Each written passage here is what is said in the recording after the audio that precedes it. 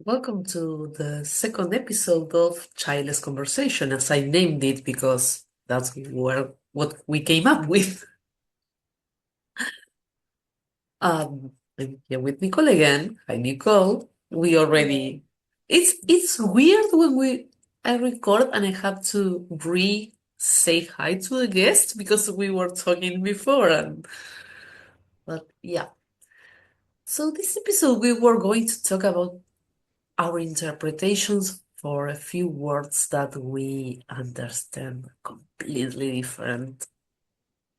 Do you want to start or should I keep ranting? Um, well, I guess maybe let's just the words that we're going to discuss. I mean, the ones that I remember are mindset, Happiness tent. and content. Yeah, we Yeah. can see what else comes up too. Yeah, I remember when I started the membership and the podcast and everything is Happy Child's Mindset. You were like, man, no, and I didn't get why you were so reluctant. And we talk a little about we actually talked a little about this in the previous episode, but about how you were kind of forced to down your throat the coaching and the positivity, and for me the experience was so different Mm. than for me mindset and happiness is so it's so different that we have this conversation before, but I don't know where to start now. For me, happiness is something that is joy and peace is. And I get that a lot of people think about happiness in a euphoric kind of way, but that happiness kind of erases the sadness. And I can be happy between quotes even when I'm sad, because I had that peace that is going to pass also. I don't know if that makes sense. Yeah, yeah, it does. And I think, yeah, I think just around in particular the word happiness, I felt like it was really kind of shoved down my throat in a way. And it was so, I remember my dad would say it and other people would, my dad was, I just want you to be happy. Why can't you be happy? And I guess my challenge with it is I don't feel like there's like a base level of happiness all the time. I think there's a base level of like contentment, which we can get into afterwards, but Yeah. happiness and joy for that matter. I actually looked them up. I looked up some of these words just online to see what was, I think there's like our personal understanding, and then there's what does the greater kind of whatever it is, Yeah. say about them. And they made the distinction between happiness is like a momentary um feeling versus joy is more of like an underlying like state of being of like joy of like being alive and for your life. And that was really weird because I in my head actually had those two Yeah, reversed. for me too. Yeah, so I was really surprised by that. But I mean, either one, I would say there's like an underlying level of contentment for me, but either joy or happiness as I experience them are like moment to moment things. And I think because I felt so much pressure, like just be happy, just be happy, just be happy. And the reality is that like I happiness comes and goes like anything and for me. And because for so many years, nobody ever pointed towards grief. And so it was just be happy when what I really needed to hear is you're grieving and you've got some really deep grief and you really need to feel it. There was just happiness just feels like pressure to me. Yeah. And I still these days don't feel like grief often. is very present for me. I feel like I kind of am a long-term griever, and so it just as being like happy as like a state of pretty constant being just doesn't resonate for me. It doesn't feel authentic, if that makes sense. Yeah, but we we in what I want to say, I kind of I'm going to add the other two words in the mix because for me, happiness is a mindset. And for me, a mindset is kind of a guidebook, guideline into how I want my life to feel like. And the thing is, I was in my childhood was the opposite. Happiness was frowned upon, smiling was frowned upon, because Latinos have this culture of sacrifice and kind of this unspoken, I suffer more than you, and you have to suffer more because you need to level with my suffering. So uncontent is kind of you you reach a point where nothing else can go above. It's like you're content and you're not looking for anything more. And it use a lot about your life, your personal life, but it's also about politics. It has this, like, if you're content, you won't fight for your rights or you won't ask for anything else because you are, yeah, I'm not comfortable, but I I don't starve. Mm. Is this is this kind of giving up, like, oh, I already have clothes, food, bed, yeah, I don't need anything else. And for me, happiness is kind of being content and wanting something else, wanting to thrive. Not not because I want something else because I lack that, but because yeah, this is my floor, I can go up. Not that contentment is kind of a roof. Is how far you can go. And that's it. Yeah, interesting. So yeah, two things to say. Like one is, and I think it goes back to some of what we were discussing last time, just about like the experience that you described of growing up, Yeah, whereas mine was very much like everything is possible, anything is possible. You're like destined for greatness, know your full potential. You can have everything, all your dreams can come true. And I was like, that wasn't I really struggled for so long. Meanwhile, that was the dogma that felt like was being like whipped over my head yeah, all the time. And a huge piece of that was like happiness. Happiness is, your greatness is, it was all part of that package. And it's the way that these ideas all become sort of like tethered together. And so for me, it was actually to say, you know what? I'm going to let go of happiness as a destination, as something to strive for, yeah, felt so liberating and freeing. Because it meant that I could feel whatever I needed to feel without trying to get somewhere else. I could just be with whatever was here right now. So I think there's that sort of difference. And then I was also thinking about contentment, after we originally talked about this, and a friend of mine used the word complacency. And I was like, oh, that is what I feel when you describe what contentment means to you. yeah, Whereas contentment for me means more of like, there is a certain amount of satisfaction with it, but it doesn't necessarily mean to me that there's no um like possibility of anything else, possibility of anything more. It's really sort of, it was, we've also talked about the word abundance. And and I struggled with that word for a long time for similar reasons that we're discussing. And there's a woman by the name of Lynn Twist who wrote a book called The Soul of Money. And it really impacted me because the way that she talked about abundance is really just about a recognition of when your cup is full.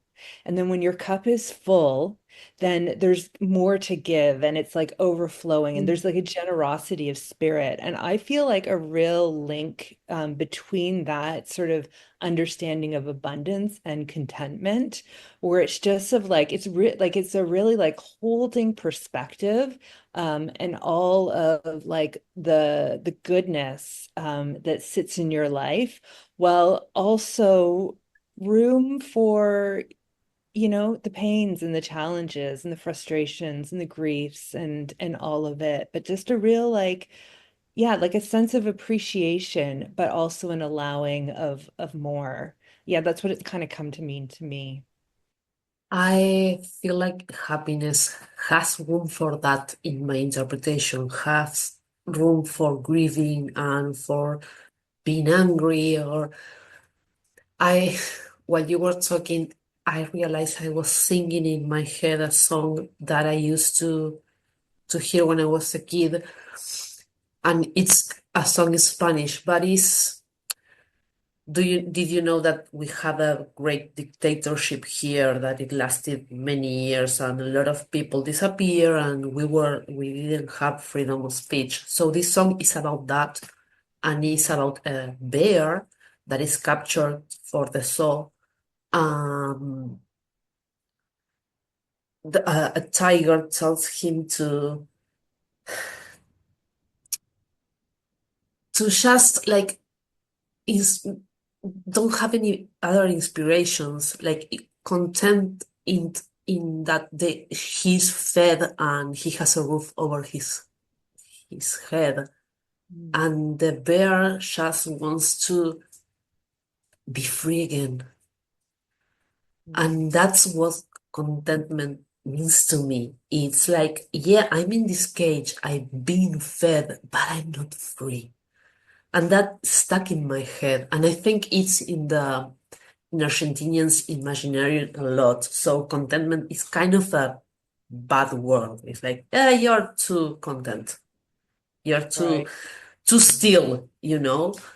yeah. But I do agree with you in abundance. For me, abundance is not strive for more money, more square footage, yachts, or for me, abundance is I do have to eat every day and I choose what to eat. That is a lot, Mhm. but it's not contentment in the sense of, yeah, I have something to eat. Yeah, I can choose between rice or vegetables. That's the kind of difference. That's why happiness is for me more than the adequate word for what I feel. Because I feel Right. like, yeah, I'm so abundant, my life is good. Yes, I have some days. The other day I'm almost broke the computer because it was malfunctioning and it was like, "Ah!" But I had that moment and then it was like, yeah, okay, go do something else. And now I'm laughing about it. And that's for me is happiness. That is again my mindset, it's like, yeah, Yeah. shit happens. Yeah. I hope you're enjoying this episode. If you are, please share with someone that might enjoy it too. Okay, back to the episode. Yeah. It sounds like a bit similar. I mean, I'm definitely less of the like mindset and but I think it's interesting how our different like perspectives of like the environments and of the culture and the like the political like Landscape, yeah, influences, right? Because I absolutely. felt like I feel like there's been just such a lack of room in at least North American culture for sadness and for grief. And like I remember reading something on social media or something. It was just something like, I'm okay being mediocre. There was such a focus on everything be like greatness and happiness. And it was like, and I just want to be like mediocre. Like I'm tired of this striving. And yeah, so it's really interesting how, but I could see if I was coming from a totally different, like the opposite kind of vantage point, how my perspective and my approach would be totally different, most likely. Uh, It's funny because I'm super okay with being mediocre.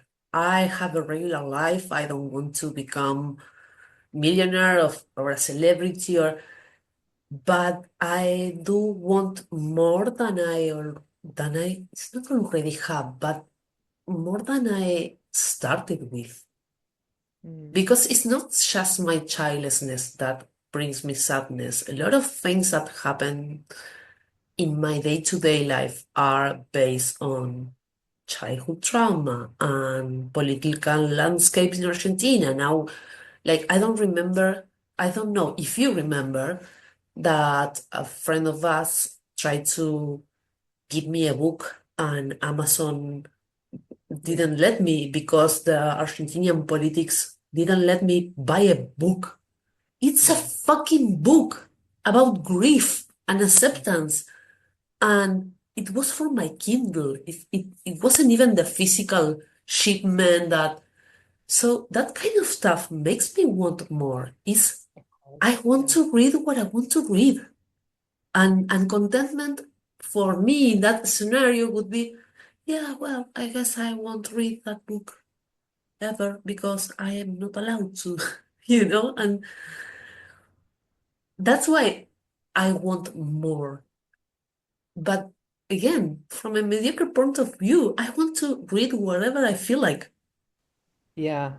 Yeah. Yeah. No, I get that. And I guess like if I were just going to attach like my perception of like contentment onto that, it wouldn't be necessarily an acceptance of that, like in the sense of like not like, fighting for more politically, but it would be like, and I'm not going to let it like totally dampen my spirit. Which doesn't mean there won't be grief that arises in respect to it, but it's more of a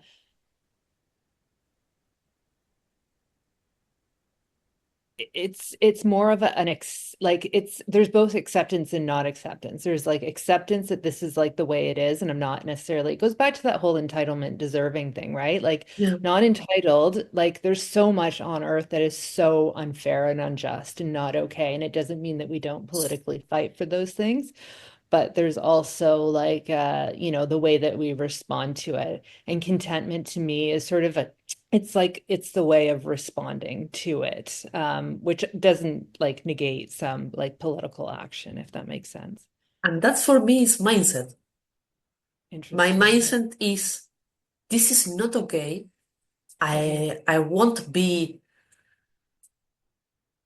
I felt sad with that happened because I was trying to read that book Yeah. and I felt like that sadness, this is not okay. I'm going to see what I can do to change that. Mhm.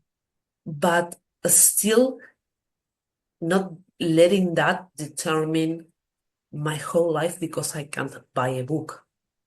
Mhm. Because if I just think about what I can't do, I run, you know, because single childless Argentinian is like, yeah, I I hang myself and that's it. Yeah.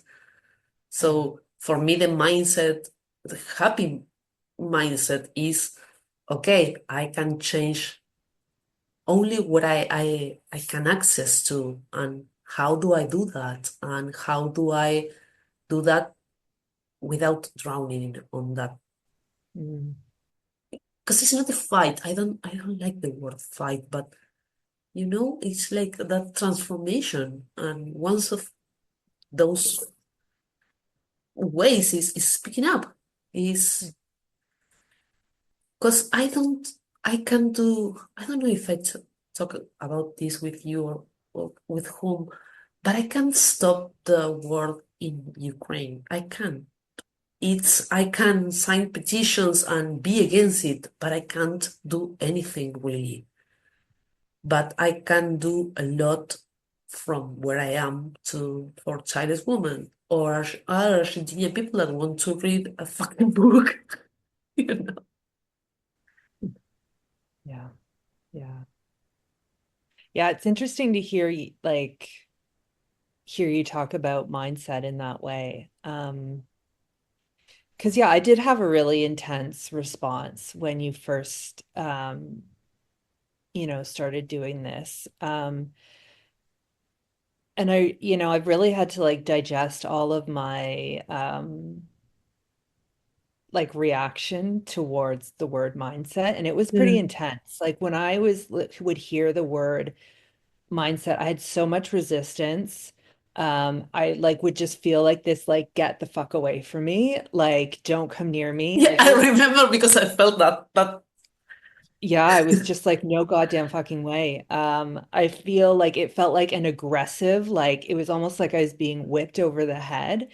And I think what it came from so much is, the ways that my like attitude and beliefs shifted wasn't necessarily like so in many of the years where I was like desperately looking for help and seeking help, a lot of it at the time was like thought based. It was like if you can control your thoughts, you can control your feelings and you're good to go. And so there was so much, it was almost like, and then I started to almost whip myself like internally of like, oh my God, why can't I control my thoughts and then change how I feel? And it felt like I was just going in like these spirals and circles and really, and so much of it was, and I got a lot of people who talked to me really like intense me like, Nicole, like you need an attitude adjustment. I'd be crying a lot. My dad would be like, you need to toughen up. And I'd be like, oh my God, I got to do like the thought work harder. And the thing is that the way that it really shifted for me was through compassionate teachings. And then through a lot of emotional digestion. So again, it goes back to the feeling and the grieving and the having spaces where I could grieve and feel held and seen. And so it had nothing to do with trying to get, change my thoughts or a sense of control. That almost felt like I was trying to like outmuscle my heart. Um, and so for me, it was like a process of surrendering, which changed my view and my attitude. So that's kind of why I had such an intense reaction. And it's been good to sort of like untangle that. Um, but yeah, it's been hard. Even at work, when they talk about a growth mindset, I'm like, like I just am like, get away from me. I don't want to hear it. I love to learn and grow, but I just don't want somebody coming at me with a growth mindset, like paradigm. It just really like, it's a, a button for me. But I think for me, it's also I like the word mindset because as we talked in the episode before this one, I was only like aware of I was angry and sad all the time, and when being able to shift my thoughts led me to something else that were the word mindset come on play for my life Yeah. because mindset is not a word that we used 20 years ago in Argentina. Mm, It's fairly new. I don't have that childhood word. yeah. But I think that it's really fucked up to people to tell you, oh, okay, you're crying again. Why don't you, are you just happy? Or I think it's as fucked up as my childhood with, you only have to be angry. It's, wow. Yeah. And the growth part, it's also a word that I don't kind of like because I like more like transformation or things that are more organic and not only in a how is the Wall Like Street? upward trajectory. Yeah, Yeah. that I don't feel like that. I'm not a narrow. I'm kind of a Yeah. spiral, twingly thing that goes and comes. And so, yeah, growth for me is like too linear. Mm, yeah. For a while, I actually had a really hard time. Somebody that was in my life at the time when I would be like, I like healing, and healing felt like the word for me at that time. And she kept using the word growth as like the with the word instead. And I kept saying, no, like this is healing, this isn't growth. And I was having this big debate back and forth with her and just talking it out with others. And I really came to see like growth does happen like you said, like organically, my experience is like organically through these things, but there's very much also like the downward, and then there's the around and around, and there's the backwards and the, and we sort of miss all of that with the word growth. And it's to me, it's sort of part of at least the like North American obsession with like upward forward trajectory only. And I'm like, you're missing like some really like key components. Yeah, I This. agree with you with the word heal because healing for me it's messy. And I'm a work in progress. I'm always healing something. And it's Yeah. messy and I'm okay with that. But Yeah. growth feels like how can I be going 2 steps behind again? What do I do? And instead of healing, it's like, yeah, okay, I thought I was over this, but I'm not. Okay. I can sit with it and figure it out and feel it and figure it out while I'm healing. Yeah. You know, that's why I use that word again. Yeah, I'm with you. And yeah, I feel like too, like the growth mindset, I feel like some people kind of use it as like an identity badge. And I feel really allergic to that. Like, I Yeah. just am like, oh, like, um, no, thank you.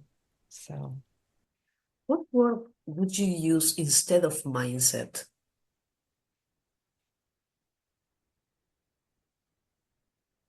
it's Because a good question.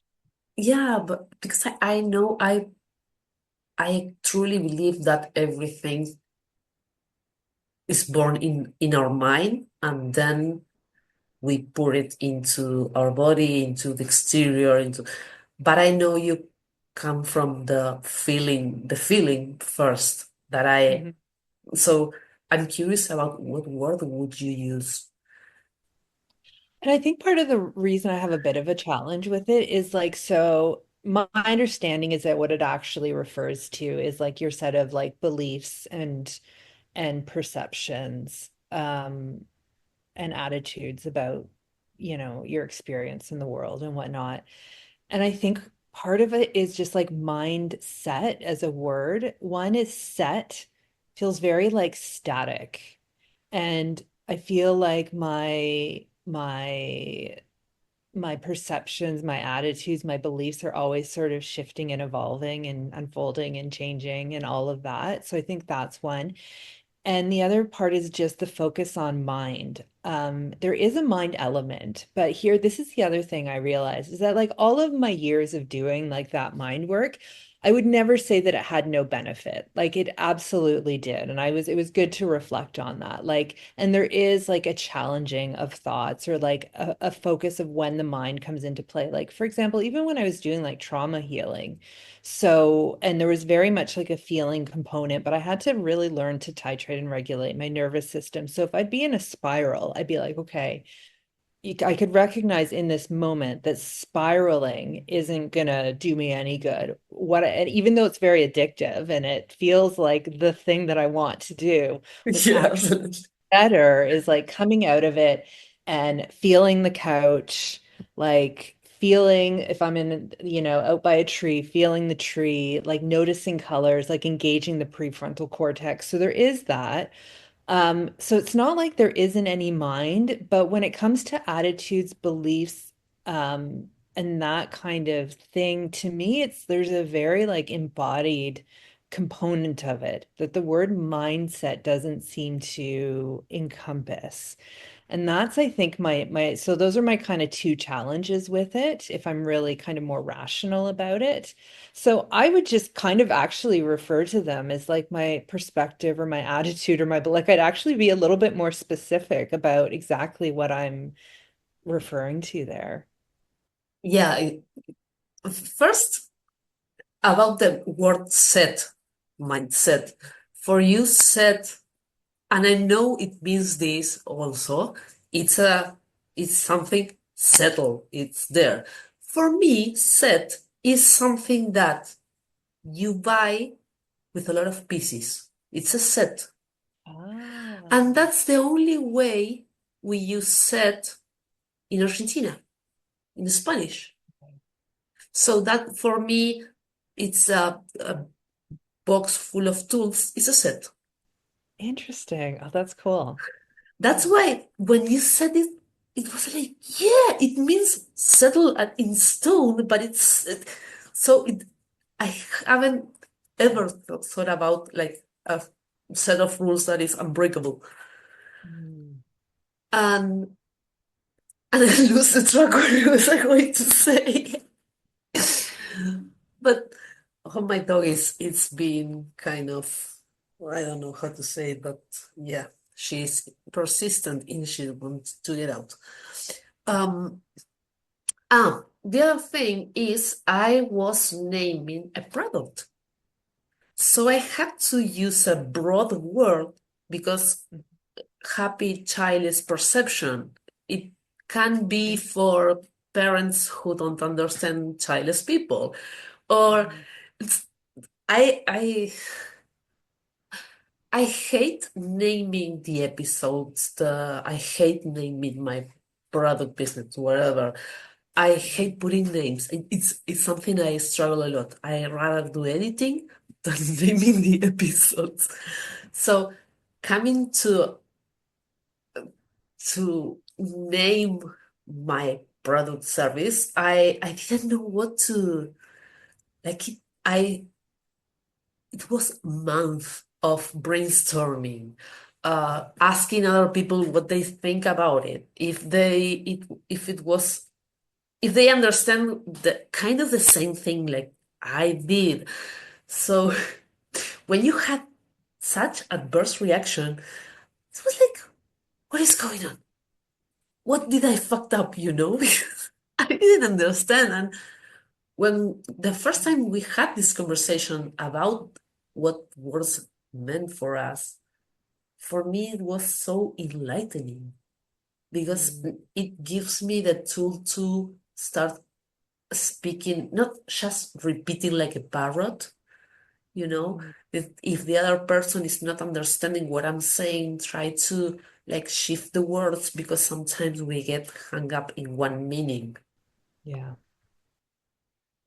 And Yeah. it goes both ways, you know, because content now means something different from me, but you never thought what can meant like in Argentinian. Right. Yeah, yeah, yeah.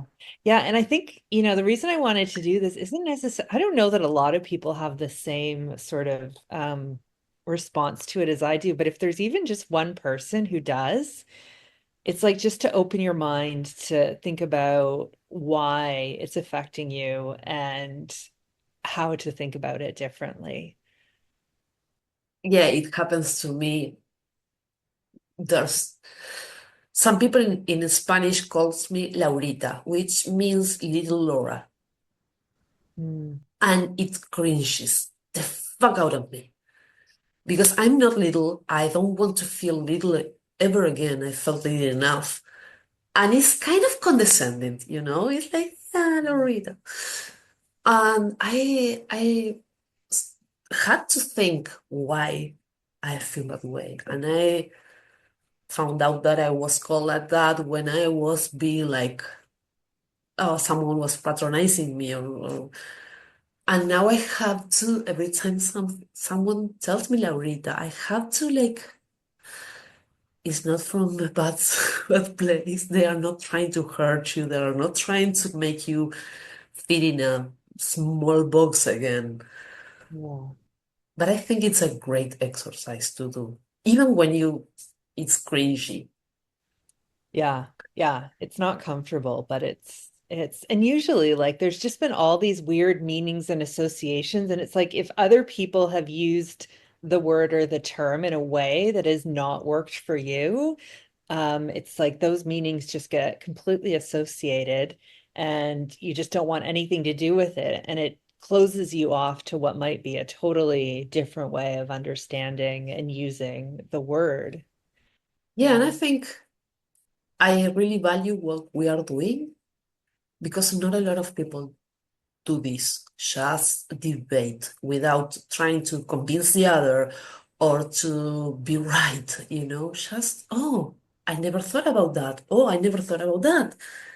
Because it's it's overcoming our beliefs that this is set like mindset, but this is Yeah. this way. And you change perspectives, and it's so interesting. For me, it's like changing perspective for me was a great part of my healing, Hmm. starting with childlessness. What Hmm. does it mean? Okay, should I look it this way or that way? Because Yeah, yeah. It's been interesting. This is slightly, it's on topic, but slightly off. But I've noticed, how like there's debates or like talk or in the like childless and child-free communities about the use of those two terms.